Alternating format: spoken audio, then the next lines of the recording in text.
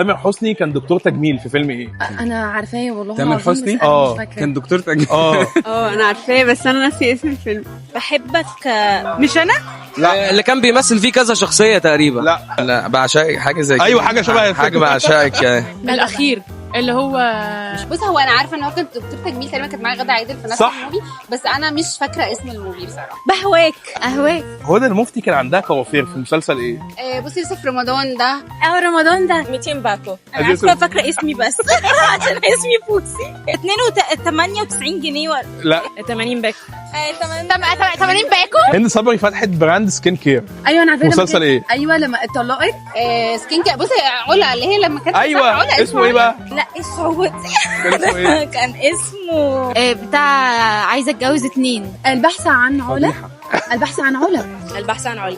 البحث عن علا. فايندينج علا. صح. محمد هنيدي كان دكتور تجميل في فيلم ايه؟ عنتر ابن كان دكتور تجميل في الموفي اصلا.